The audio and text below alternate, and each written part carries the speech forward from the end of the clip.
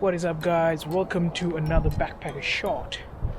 So I gotta make this really quick because the last few days have been absolutely shit in terms of weather. So it's been raining non-stop, so it's supposed to rain another hour or so. So in the meantime, I just need to make a real quick video for you guys. But first, check this out.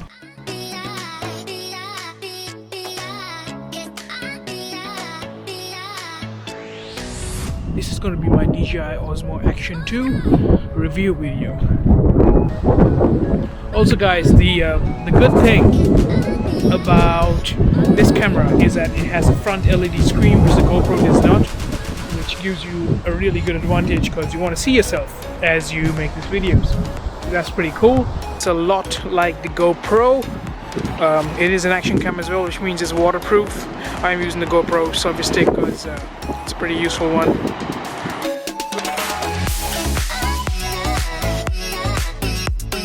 The DJI Action Osmo films at a maximum of 4K at 60 frames per second. For people who are not familiar with those specifications, 4K is one of the best qualities. Ooh, like this echo. 4K is basically one of the best quality versions that you can have, and having it at 60 frames per second makes it really good. The wind here, guys, the wind today is incredible. It's just preparing for rain. As you can see that there's a lot of snow in the mountains and it's spring. So yeah, this next week is going to be terrible, which I am really sad about because that means I can't go out and make a lot of videos.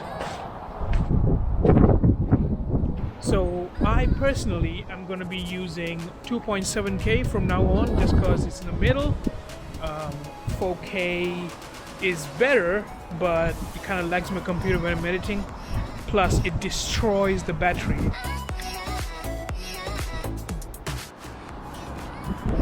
Another really annoying feature of the DJI action camera is that when you turn on the stabilization, something that they call rock steady, there's a slight delay from the lens to real life. So this is not live. There's a lag, which is not too bad actually. I mean, I've learned to live with this really.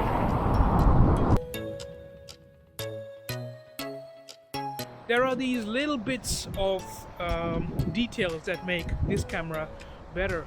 One would be the lens itself, so I could technically unscrew this lens and switch it for something else if it were to get cracked or damaged in any other way.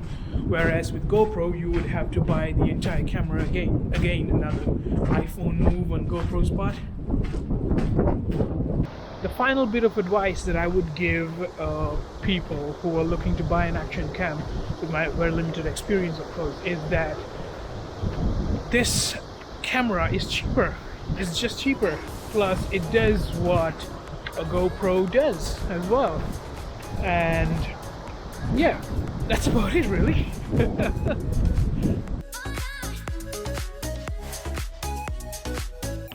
So in conclusion, guys, those are some of the decisions that led me to pick the DJI over the GoPro, which I was strongly considering as well. It's nice and warm now, so that's good, but it's not going to last long. So that's about it really, guys. I will get back to you with a proper video, hopefully if it doesn't rain this week. Please pray for me. I really got to make some more content. Yeah, so I hope you guys enjoy the rest of your day, and I will see you in the next video. Ciao.